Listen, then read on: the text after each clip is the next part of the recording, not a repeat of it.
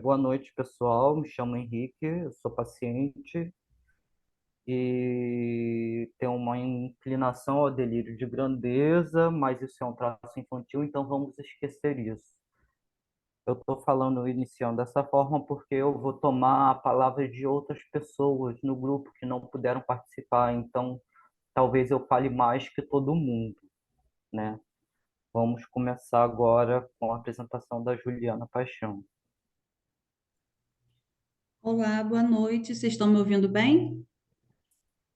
Esteja ouvindo bem, Julião. Sim. Ok.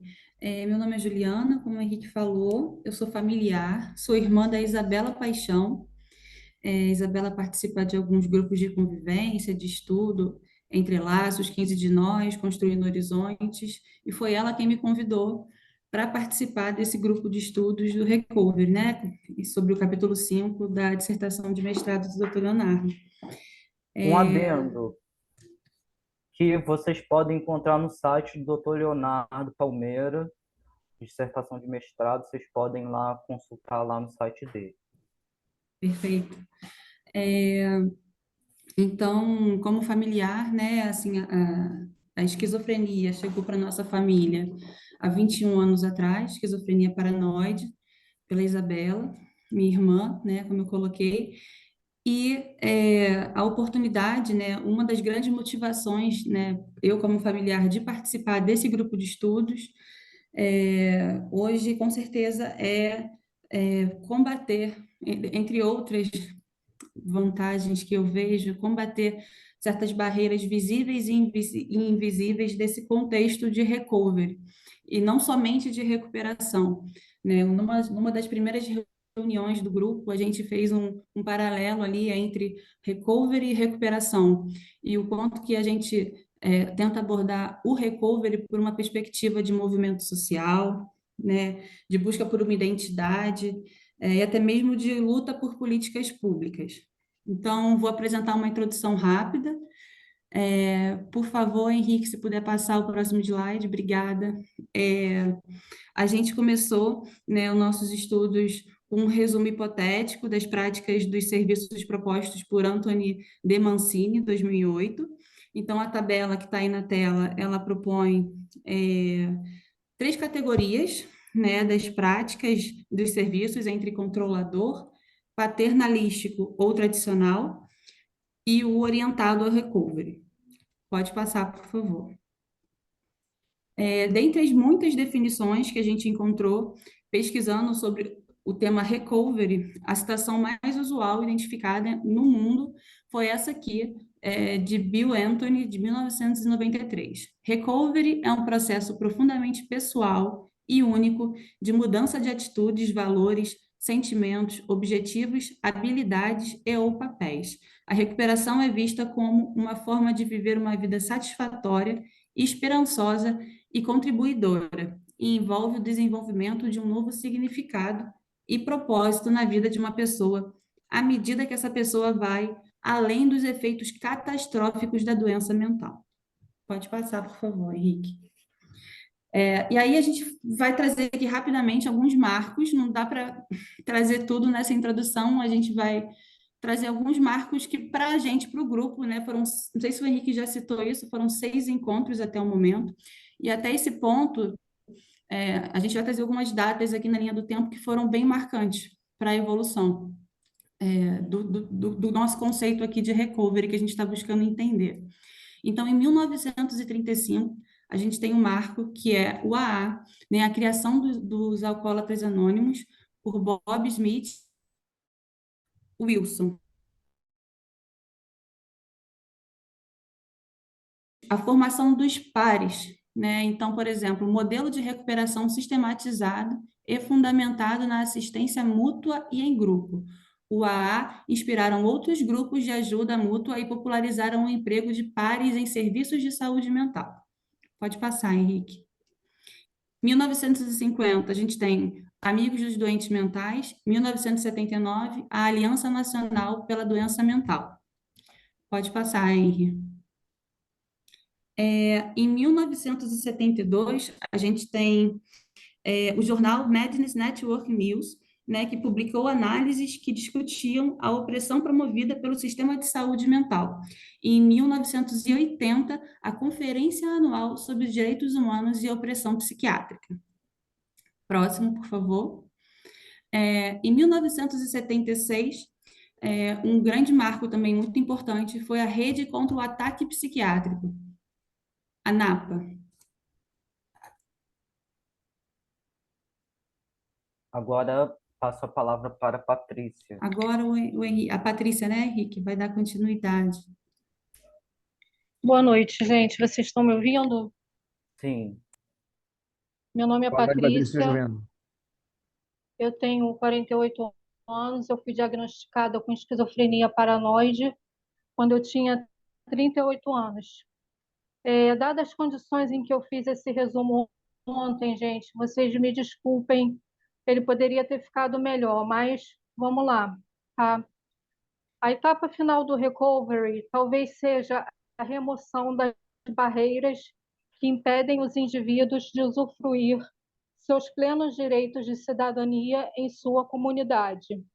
Devemos ter em mente que o objetivo do recovery não é unicamente tornar o indivíduo pronto para o trabalho e pronto para a moradia, que são conceitos involuntariamente tóxicos, mas, antes de tudo, o recovery não pode se reduzir ao progresso individual rumo à independência financeira, mas aos fatores sociais interpessoais, como os relacionamentos positivos entre os pares e os diferentes atores comunitários, a participação em atividades esportivas e artísticas e a cultura do ativismo entre os usuários. O ambiente em que o recovery pode ser promovido e a natureza das relações interpessoais são mais importantes de que são mais importantes de que o progresso individual rumo à independência financeira. Há abusos e preconceitos que o conceito de recovery trouxe nas últimas décadas. Ao se definir recovery como jornada pessoal em que as pessoas assumem responsabilidades por suas vidas, e a definição fora de contexto pode aumentar a cobrança e a expectativa sobre as pessoas com transtornos mentais. Nem todos os indivíduos podem alcançar, podemos dizer, o mesmo grau de recovery. Há alguns indivíduos possuem mais dificuldades, por exemplo, para alcançarem a independência financeira, e outros podem alcançar um grau maior, o que pode resultar no equívoco de se pensar que estes indivíduos não necessitam mais do investimento. Indivíduos com deficiências psiquiátricas que estão em recovery ainda podem necessitar de suporte para viver da melhor maneira possível. O recovery não é um privilégio concedido aos indivíduos, mas uma jornada única rumo a um estado de humanidade plena alcançado em relação aos outros. Obrigada, gente. obrigado você, Patrícia. Eu vou ler alguns conceitos desses mesmos autores que propuseram o conceito de cidadania recovery, que contextualiza o recovery num ecossistema social complexo e finca suas raízes na justiça social, no sentido de que ele não é resultado ou condição que possa ser concedida por alguém a outra pessoa, mas uma jornada única, rumo a um estado de humanidade plena alcançado em relação aos outros. Eles definiram os 5 R's: os rights, direitos, responsabilidades, os papéis, os recursos e os relacionamentos, os quais devem ser disponibilizados por uma sociedade democrática através de suas instituições públicas e sociais, promovendo-se e facilitando-se interações e redes sociais para seus cidadãos.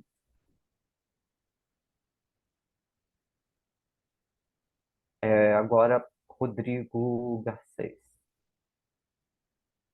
1970 versus 1980. Movimento em 1970. Reunir egressos. Desejo de liberdade e mudança do sistema. Combater métodos coercitivos e tratamentos forçados. Termo usado pelos manifestantes. Psychiatric inmate, internos psiquiátricos. Conectividade com outro movimento. Racismo, feminismo e sexismo. Livros publicados como On Our Own, de Judith Chamberlain, em 1978. Ecoar vozes. Mágoas e empoderar-se. Lema: Nothing about us without us. Nada sobre nós sem nós. Movimento em 1980.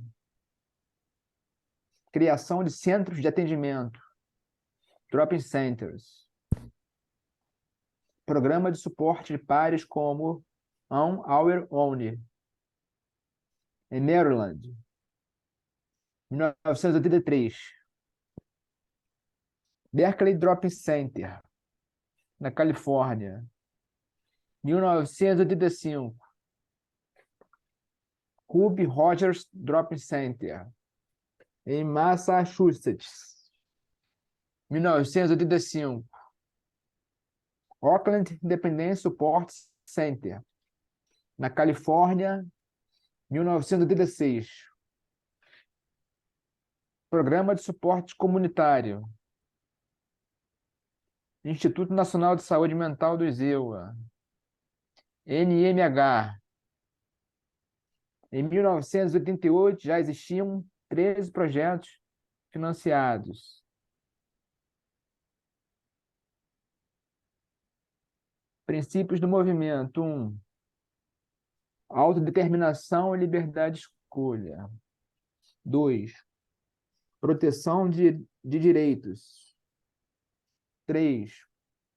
Redução do estigma e da discriminação. 4. Serviços que atendessem às múltiplas necessidades de vida dos indivíduos, amigos, moradia, emprego e comunidade. 5.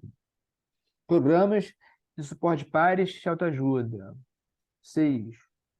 Envolvimento em todos os aspectos do sistema de saúde mental. Nothing about us without us.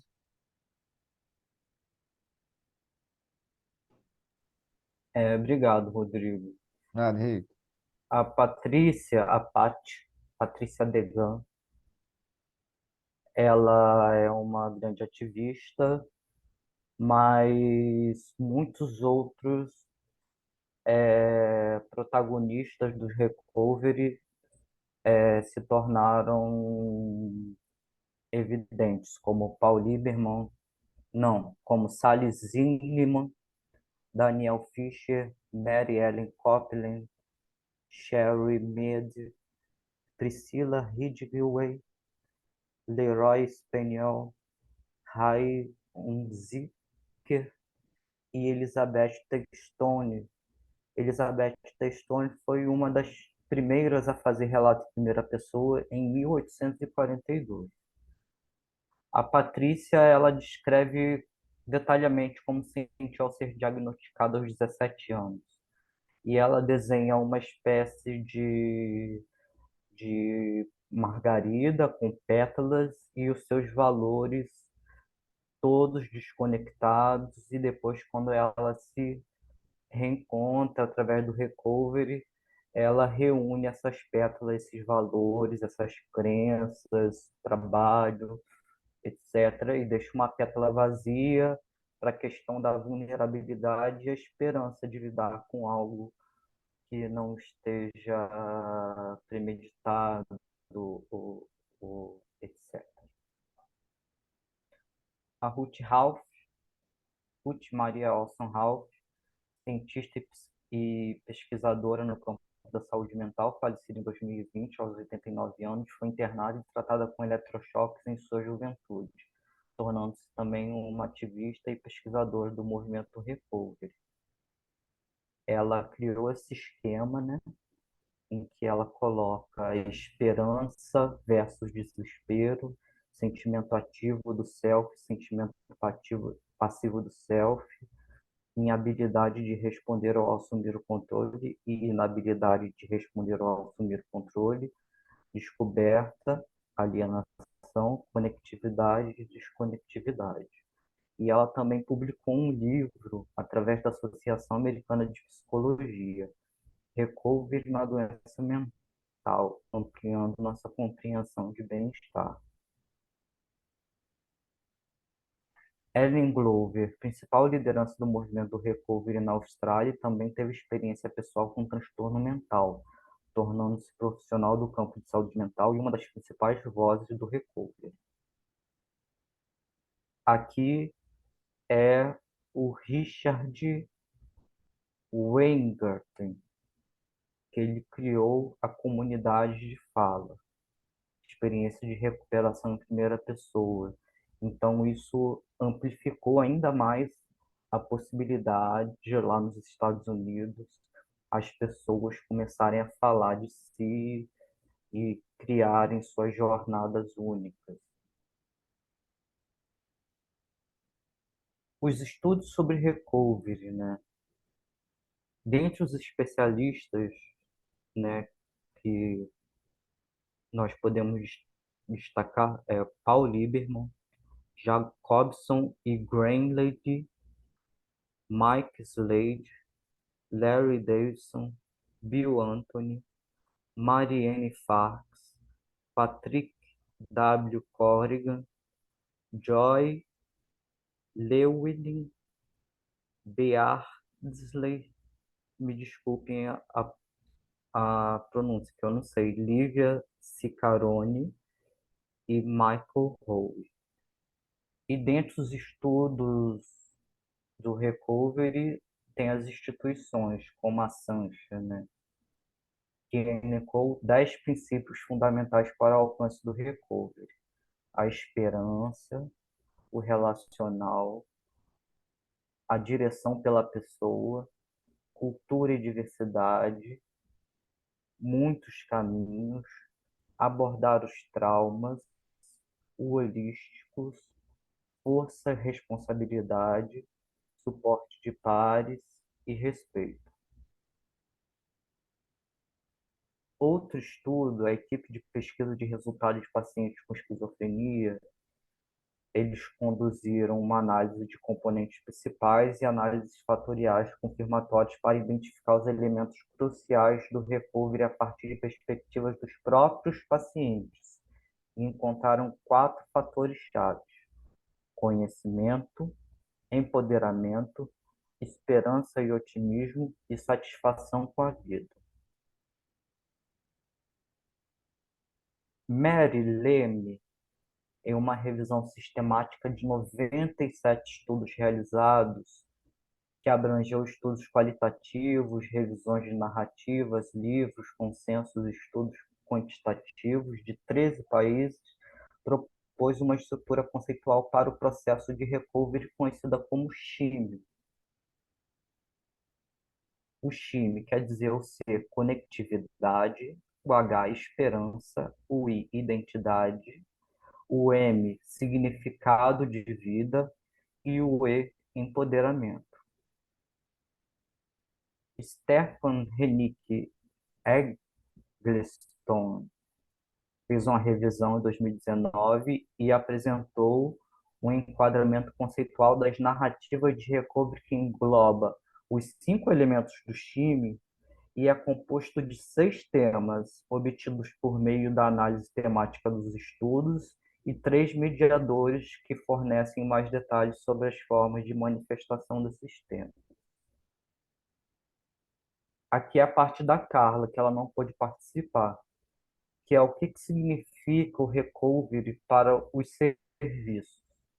E a Ellen Glover, para os serviços oferecidos para as pessoas que têm transtornos mentais, antes deveriam já estar oferecidos para a comunidade como um todo. Assim, estes desfocariam da doença e contribuiriam na redução do estigma e do reforço às diferenças. Anthony D. Mancini propõe que os serviços orientados ao recovery incentivem as tomadas de decisão independentes, mesmo que pareçam imprudentes, para que os pacientes possam vivenciar suas experiências com as consequências de seus erros. Considere o direito à recusa do paciente à medicação e que o profissional, junto com o paciente, possa problematizar e chegarem a razões da recusa. Patrícia Degan, paciente, a gente já falou dela, diagnosticada aos 17 anos de idade. Para ela, o autoconhecimento é fundamental para se entender o sofrimento do transtorno alheio.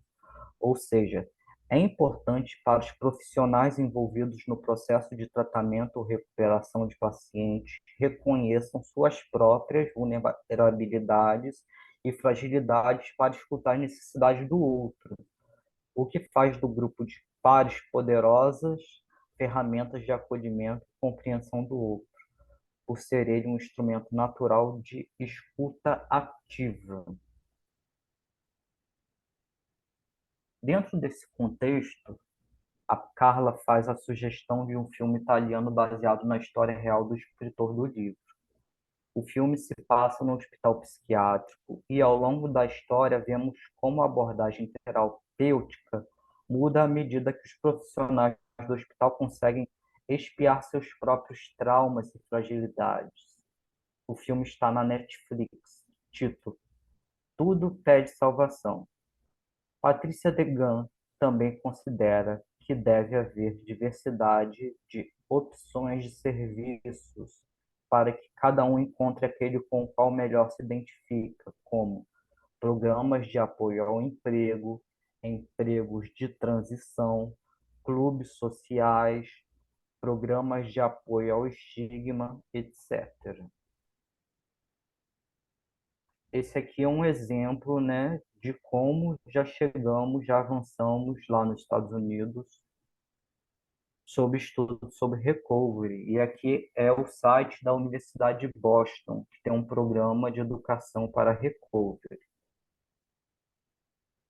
Centro de Psiquiatria e Reabilitação da Universidade de Boston. E aqui é a Universidade de Yale, uma apresentação também sobre um projeto de recovery. E terminamos.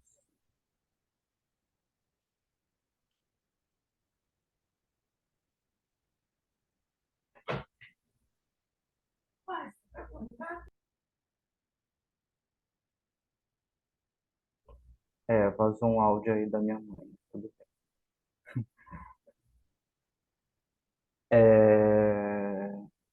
Vou abrir a câmera.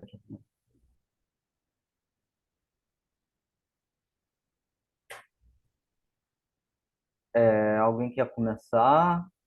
Dos integrantes, né? Dos que participaram do estudo, né? Alguém quer começar? Senão eu começo. Então, eu fui orientado pelos meus delírios, alucinações a me dividir, né? Então, eu penso assim no que eu posso dizer que vai me trazer alguma ameaça e o que eu posso dizer que pode me trazer alguma honraria, né? E aí eu penso em economia. Eu acho que terapia e terapia familiar, como no estudo do Entrelaços, sem querer fazer uma crítica, mas eu acho que a economia, né, depois que a gente vê tudo isso, né, que aconteceu nos Estados Unidos, né, todas essas possibilidades, a gente vê que a terapia particular particular e a terapia familiar são mecanismos econômicos, né? E você tem aí, por exemplo, no serviço público brasileiro, para trabalho, né? Inabilidade laboral, né? E você vê tudo e pensa, não, não é só isso, né? É muito mais coisa. E por outro lado, que a gente chega num pós-recovery, né? Depois que a gente entra em contato com o conteúdo do recovery, que a gente, se eu puder, por exemplo, com a epidemia da Covid, né? Como que o sistema de saúde funcionou, né? Por que que o recovery ainda não é disciplina obrigatória nas faculdades de psicologia do nosso país. É basicamente isso que eu tinha para dizer. Se eu lembrar mais de alguma coisa.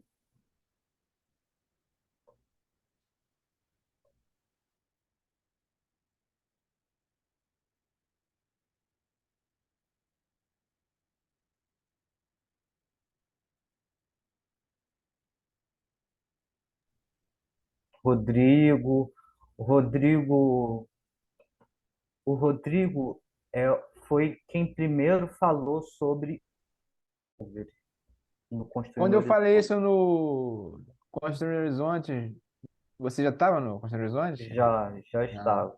tá. Então tem uma idade, né, que a gente pode dizer, né, que uma coisa levou a outra, influenciou, infectou e trouxe isso à tona. Patrícia, quer falar alguma coisa, Patrícia?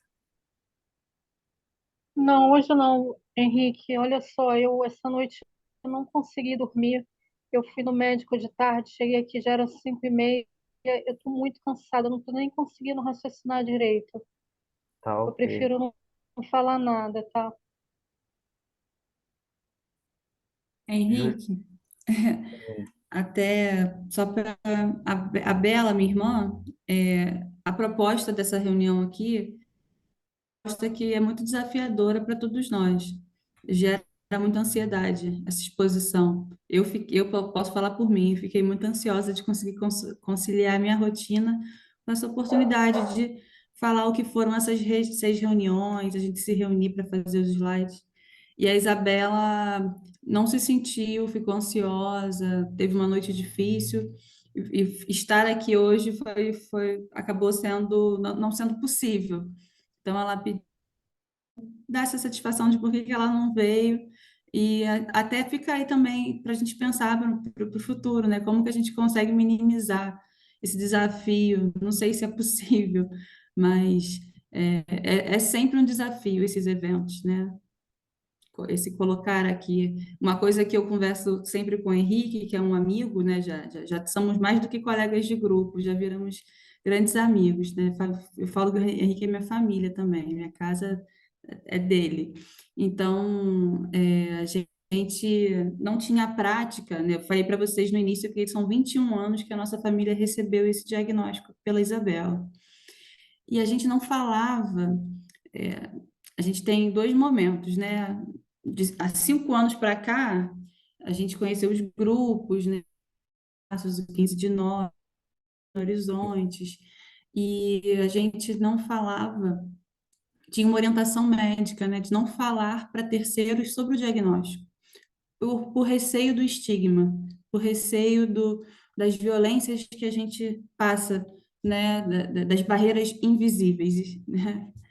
E hoje, muito em contribuição a esse amigo, a gente aprendeu a falar essa narrativa, contar a nossa história. A Isabela contar a história dela como uma mulher esquizofrênica e nossa família como uma família que vive esse recovery, né? Não somente a recuperação, mas esse movimento mesmo necessário.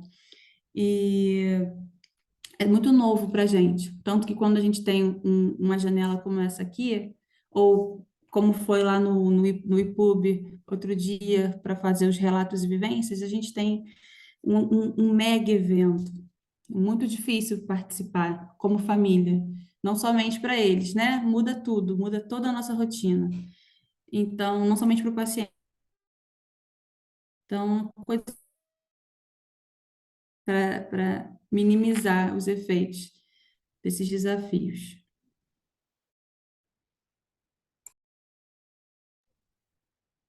Eu estou fazendo uma Duolingo e eu estou amando o Duolingo, porque ele tem inteligência artificial e ele manda uma nova lição já completada, né, do que você. Aí eu fico pensando um Duolingo para pacientes de esquizofrenia, né?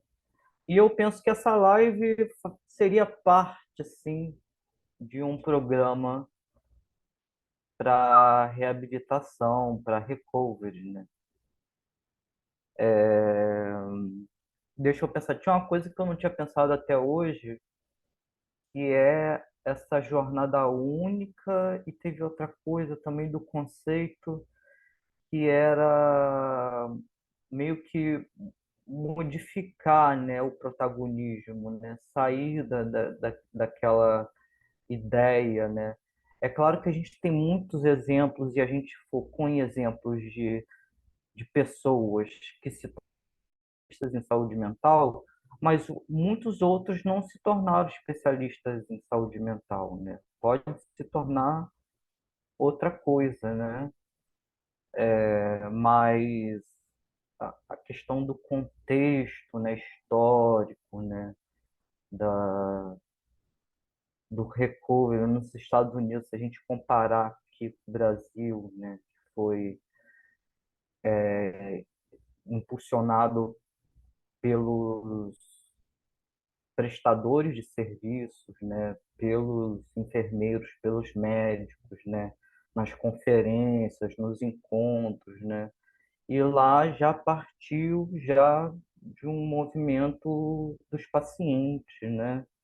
Então, apesar da gente ter essa ideia, né, de história linear, a gente pode muito bem pensar numa viralização, né, de um estudo, de um conceito, de alguma coisa. Eu imagino isso. Os outros todos querem falar alguma coisa, querem fazer perguntas. A Luísa. Eu coloquei alguma coisa aí no chat. Você estava comentando da questão da análise como individual e os grupos como coletivo. Eu vejo como coisas distintas, entendeu? Porque quando você faz a psicanálise ou quando você está abordando com a psicóloga, você vai tratar ali o teu individual, as tuas questões que são relativas a você. E quando você está em grupo, compartilhando ali, você está. A minha experiência que eu tenho como coordenador, você, é, por espelhamento das questões dos outros indivíduos, você acaba conseguindo encontrar soluções. Então, você também cria um senso de coletivo, que outras pessoas passam pelo mesmo que você. Tem algumas pessoas que, em terapia, buscando a terapia individual, não conseguem evoluir e desenvolver porque não gera transferência com o psicólogo ou com o psicanalista, que é uma coisa importante para ocorrer a boa psicanálise ou a boa psicologia, tem que ter uma transferência entre o indivíduo que está sendo analisado e o analista. Eu coloquei isso. E quando trata da questão do recovery também, o recovery está diretamente relacionado com o empoderamento. Então, quando o indivíduo em si vendo que ele está conseguindo trabalhar em cima dos temas que, a princípio, ele se fecharia, ele está se empoderando, porque ele toma mais conhecimento, ele vai buscar entender quais são as formas que ele vai se sentir melhor, ele vai aderir melhor ao tratamento, ele vai usar corretamente os medicamentos, ele vai evitar faltar a consulta com o psiquiatra, ele vai saber se o psiquiatra tá diretamente é, ele está comprando o psiquiatra, né? Ele não adianta só ele ir no psiquiatra, ele não aceitar o que o psiquiatra fala, porque ele vai se permitir, talvez, digamos assim, ficar somente se direcionando aos devaneios, seja lá se forem, como tem um colega que fala, o canto da sereia, né, que é muito sedutor, o devaneio, os delírios, por vezes, é muito mais fácil você seguir nesse caminho do que procurar um senso de normalidade, entre aspas, né? O que é normal para cada um de nós, né? O que é normal para um não é normal para o outro, então tantas coisas vai por aí. Mas é isso, eu acho que o recovery está nesse sentido, do padrão de você conseguir conviver, né? Então, nesse sentido, conseguir estar saindo de casa, conseguir estar conversando com outros, e participar mais ativamente da sociedade, né? Um senso de cidadania. Então, o recovery para mim está diretamente envolvido na cidadania. Se você tem um curso universitário, se não tem, você conseguir estar sendo inserido no mercado de trabalho, um curso universitário, terminar o curso universitário, está sendo mais funcional dentro da família e por aí vai.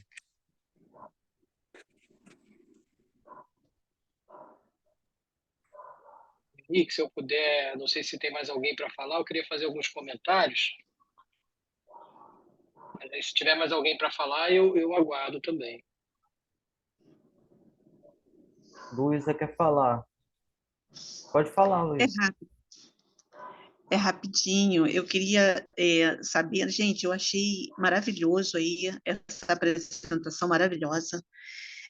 Para mim foi surpreendente ter essa preparação e eu gosto muito de saber quem teve essa ideia, o tema escolhido, achei muito bom.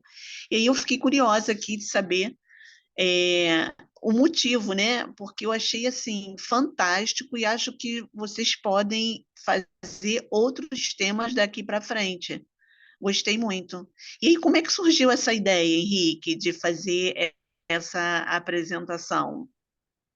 Então, no Construindo Horizontes, o Rodrigo já tinha colocado como uma das metas dele fazer um estudo, estudar o recovery, mas depois, de alguma forma aleatória, eu me envolvi de novo com o recovery e fui procurar, fui ler, porque o Dr. Leonardo tinha passado um documentário que era tratamento sem medicação, lares de cura.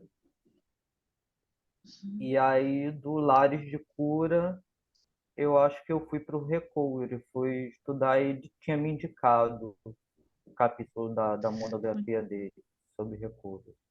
Foi ele mesmo que me indicou. Muito bom.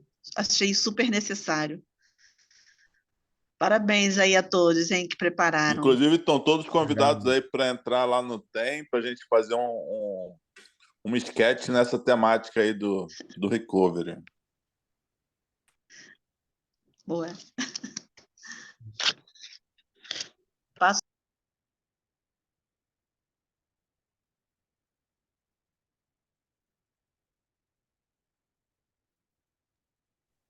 Posso falar agora? Sim. Bom, primeiro, parabenizar vocês pela iniciativa de organizar esse grupo de estudos. E é uma temática que eu acho bem desafiadora, é desafiadora para nós profissionais de saúde.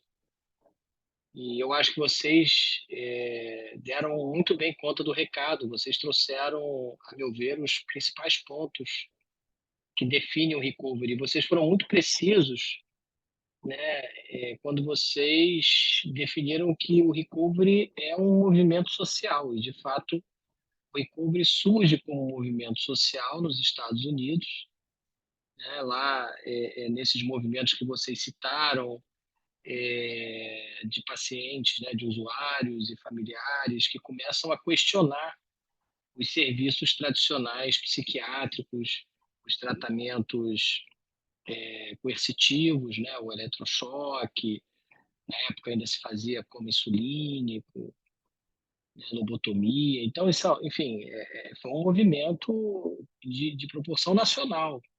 É claro que ele teve alguns focos, né, vocês já citaram aí Nova York, Califórnia, mas isso foi se enraizando para outros estados e eles conseguiram organizar, até se eu não me engano, em 1986, eles organizavam encontros nacionais anuais, né? Que é aquele Madness Network, né? Que vocês apresentaram aí, que tinha até um jornal, né? Que eles faziam, que eles divulgavam e tal. E aí vocês colocaram muito bem quando vocês viram que inicialmente havia um movimento de ruptura com o sistema psiquiátrico, né, o sistema de saúde dos Estados Unidos, que era bem precário, né, muita internação forçada, muita internação involuntária e poucos serviços de atenção diária, né, comunitária. E então houve esse movimento inicial de ruptura. E esse movimento foi ganhando muitas adesões, inclusive adesões dos profissionais de saúde mental norte-americanos. Eles começaram a ver que, de fato, a coisa como estava andando, não dá para continuar.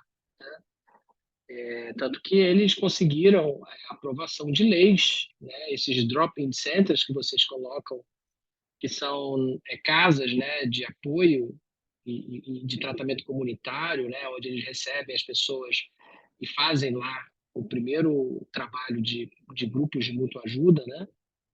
Eles foram criados pelo governo da Califórnia depois de uma grande pressão.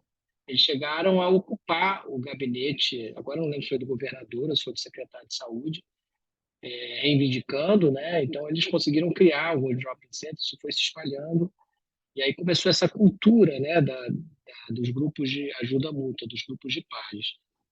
E aí eles chegaram no momento que eles viram que agora era hora de reentrar no sistema, né? Não tinha mais sentido, embora muitos deles quisessem criar seus próprios serviços, e nos Estados Unidos você tem alguns serviços que são criados pelos próprios usuários e para os usuários. Né? Você tem o próprio Fountain House, que é de 1948, que é uma casa que tem em Nova York, e acho que também tem em algum outro estado, mas a sede foi em Nova York, onde eles oferecem vários serviços, inclusive trabalhos, né, para pessoas com transtornos mentais, e é dirigido por um grupo de usuários, embora tenha também profissionais que contribuam. Mas havia, então, um grupo de pessoas que era contra essa reentrada no sistema, mas a maioria via essa reentrada no sistema como positiva, uma vez que o governo estava começando a financiar. Então, eles disseram, bom, se a gente pode entrar com essa filosofia dentro dos serviços de saúde e vai contar com o financiamento do Estado, a gente tem que fazer isso, né? E, de fato, foi isso que aconteceu. Eles entraram novamente no sistema de saúde e foram fazendo uma grande transformação de dentro para fora, a ponto de, no final da década de, acho que, não sei agora se é 89 ou 90, alguma coisa, tem uma comissão, né, da presidência dos Estados Unidos que resolve baixar um ato institucional, um ato do governo, de que a política de saúde mental nos Estados Unidos passaria a ser orientada com os princípios do recovery. Claro que aí você já tinha toda uma pesquisa, né, vários profissionais e usuários, aí vocês têm essas narrativas que vocês trouxeram, Patrícia Digan, Ruth Ralph, tem muitas, né, o próprio Richard Weingarten, então muitas pessoas que foram dando o seu testemunho, porque a maior tecnologia que tem do recovery são as narrativas em primeira pessoa. As narrativas em primeira pessoa são transformadoras, porque quando você tem um usuário que está num processo de recovery, e vocês enfatizaram bem, né? Recovery é processo, não é desfecho. Então, assim, quem disser que o recovery, um cara precisa voltar a trabalhar, voltar a estudar. Não é recovery. Isso não é recovery. O recovery é um processo que envolve empoderamento, bem-estar, protagonismo, né, cidadania, como vocês trouxeram todos os critérios aí, né, foi perfeito, assim. E é isso que transforma o indivíduo, né? E eu acredito muito no recovery também, começando com um processo de educação, né? Como vocês estão fazendo, né? Com um grupo de estudos, vocês estão lendo, vocês estão estudando, vocês estão discutindo, cada um dá a sua opinião, cada um entende da sua maneira e vai trocando. Então, isso você vai desenvolvendo um conhecimento que, a meu ver, é libertador e gera empoderamento. E quando eu fiz a minha dissertação de mestrado, e também o Entrelaços traz muito esse conceito do método Paulo Freire, né? Onde não é um ensino de cima para baixo, né? Do professor para o aluno ou do profissional de saúde para o usuário, né? É uma troca, né? É uma coisa que a gente enfatiza muito nos grupos do Entrelaços. A gente está sempre trocando, a gente está sempre aprendendo com vocês, aprendendo com as vivências, né? E eu acho que a partir do momento que vocês têm um testemunho em primeira pessoa, vocês ajudam o próximo que talvez não esteja ainda nesse processo, mas que pode se atentar para isso, né?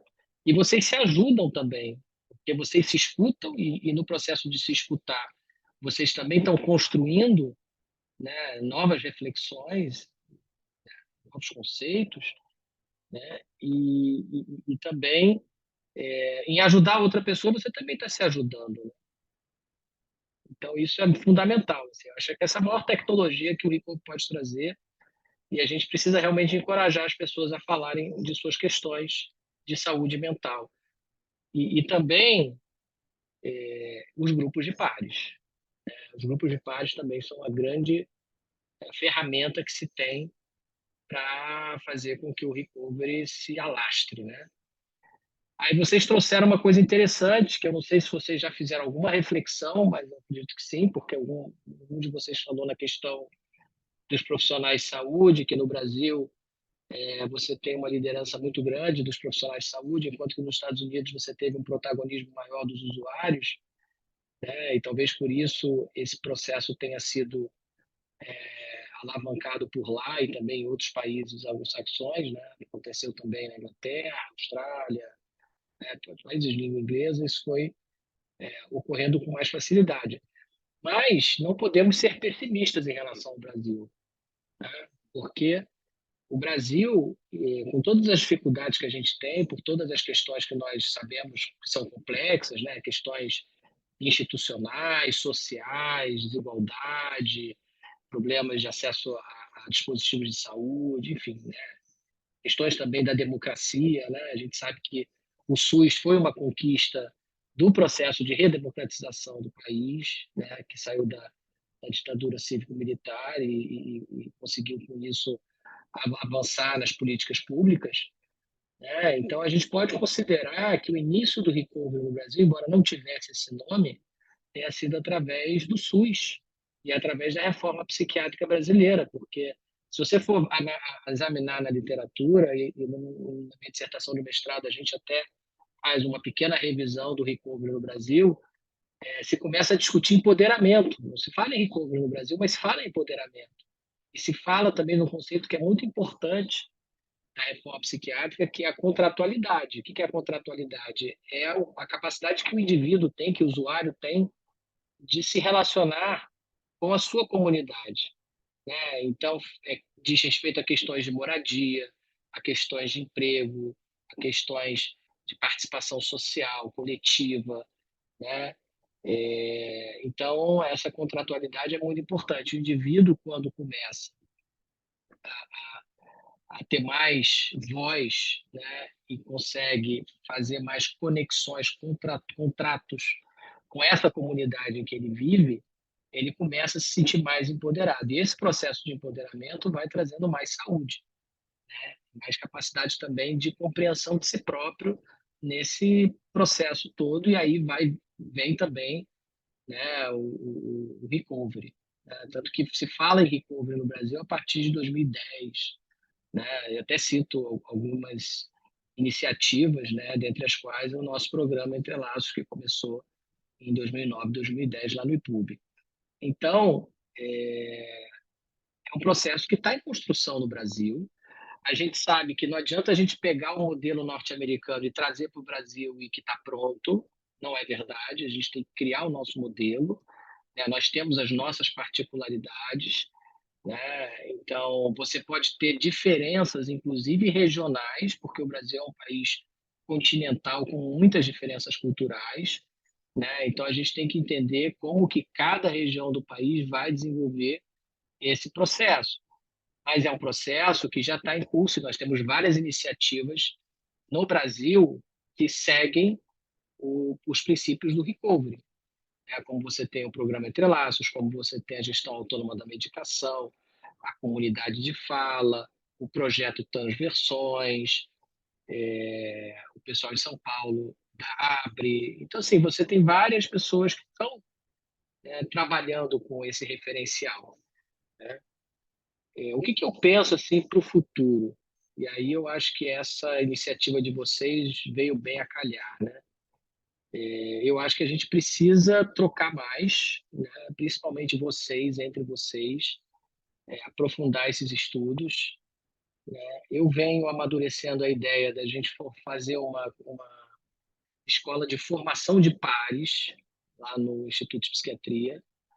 E essa escola, ela seria uma formação mesmo, como vocês chegaram, alguns de vocês fizeram com o Entre Laços, alguns seminários, mas essa formação, ela seria uma formação teórico-prática, né? Ela teria um período teórico, baseado em leituras, em discussão de problemas, em reflexões em grupo, né? Só de usuários. A gente até pode pensar também em criar um grupo de familiares, mas a ideia é que a gente priorize os usuários para que esse movimento seja genuinamente também de vocês, né? Depois a gente possa fazer como se fosse um estágio, né? Uma prática, né? De tudo que vocês estão aprendendo com grupos de outros usuários lá do próprio Instituto, que estão ou em outra situação, ou, enfim, frequentando o ambulatório, frequentando o hospital dia, a gente pode pensar como fazer isso, né? E aí o que eu acho que é o pulo do gato, na minha opinião, e que tem a ver justamente com a história do recovery que vocês contaram, que é o ativismo social, né? Quer dizer, ninguém se torna ativista da noite para o dia, né? Esse processo de se tornar ativista é um processo de empoderamento, de crescimento pessoal, de conhecimento, né? De contatos, né? Eu penso muito que o nosso movimento tem que ter intercâmbios com outros movimentos sociais, né? Estou falando do movimento contra o racismo, do movimento feminista, LGBTQIA+, movimentos sociais, né? Como é que essas pessoas se organizam, né? Eles têm muito mais história de organização, né?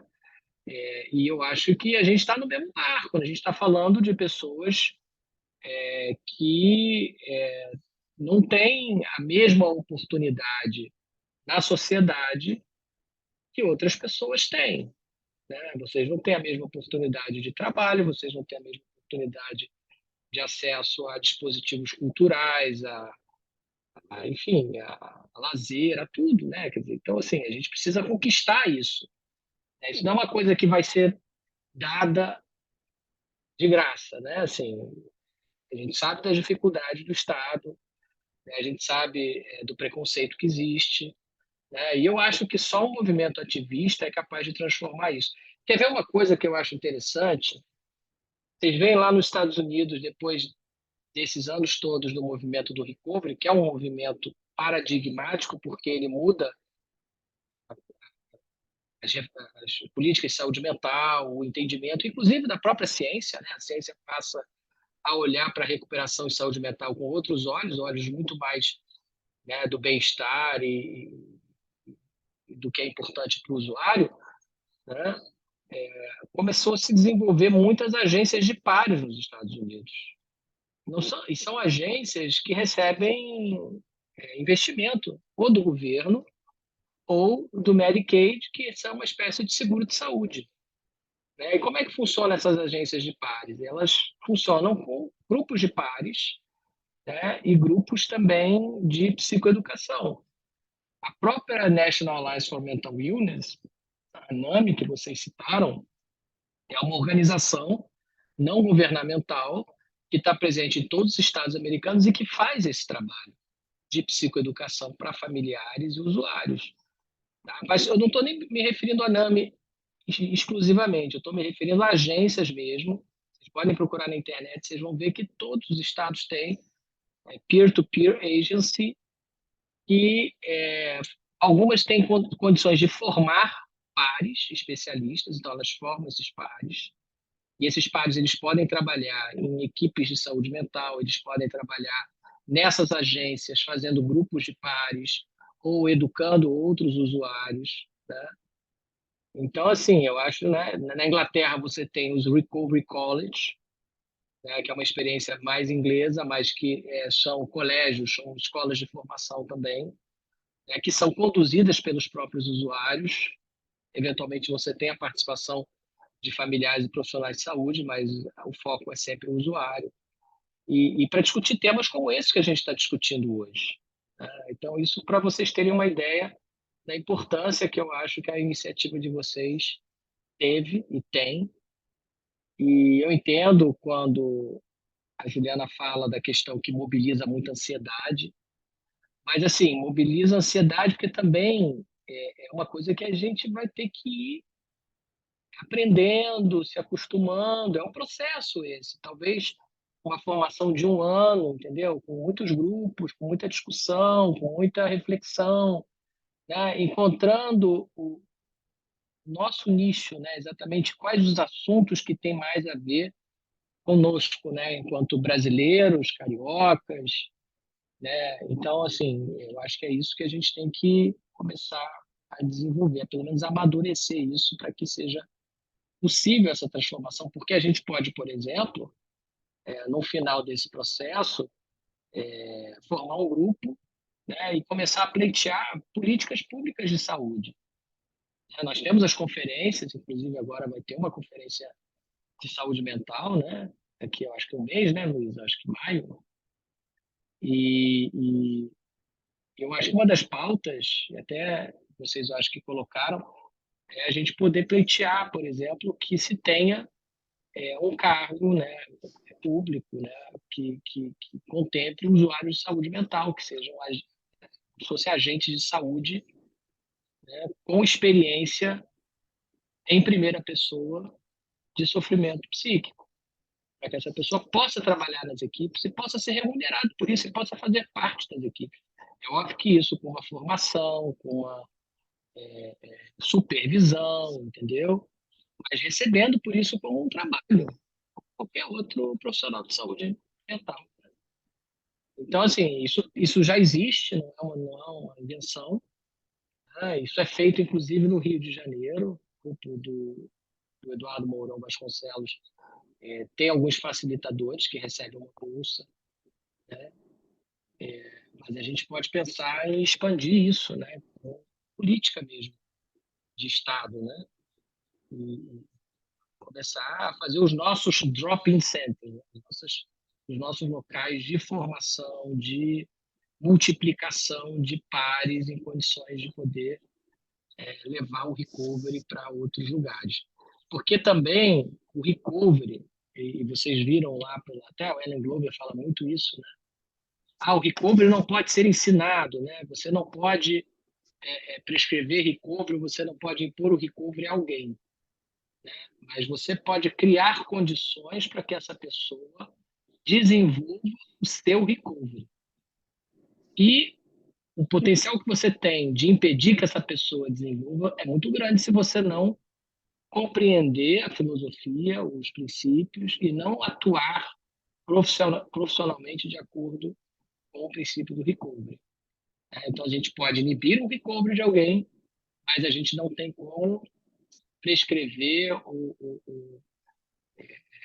enfim, empurrar uma pessoa para o recovery. A gente pode criar situações que estimulem ela a caminhar nesse processo de recovery cada vez mais.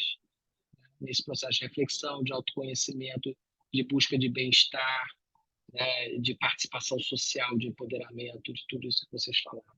Então é isso, para não me alongar muito, eu queria parabenizar vocês mais uma vez pela iniciativa, dizer que eu estou à disposição se vocês quiserem discutir outros temas ou até mesmo aprofundar mais o recovery e que eu espero poder realizar esse desejo meu da gente criar uma escola de formação mesmo, né? E a gente poder discutir como é que isso pode ser feito e quem tem vontade de participar, né, vai ter que ter um envolvimento, né, obviamente, né? Vamos pensar que vai ter que ter uma carga horária, vai ter que ter um número de dias para a gente poder se reunir, para trazer os temas, para reformular as questões, para debater, mais ou menos como a gente já faz no Entrelaços, né? A solução de problemas, como é que a gente, né? Porque eu acho que é um método de educação que funciona, né? A gente tem aí, né, 8 grupos de pares funcionando, então, assim, a gente pode utilizar esse conhecimento para a gente poder multiplicar agora a mais usuários esse processo de informação do recovery. É isso, agradecer mais uma vez a vocês e parabenizá-los. Obrigado, doutor Leonardo. Eu também queria agradecer. Não é fácil, né? Essa questão que a Isabela está passando, né? Eu passei todas as reuniões, né? Então, todas as reuniões eram um dia de ansiedade, de apreensão, etc. É difícil me emocionar, mas é algo para chorar bastante, né? A conclusão, né? Desses estudos. É isso.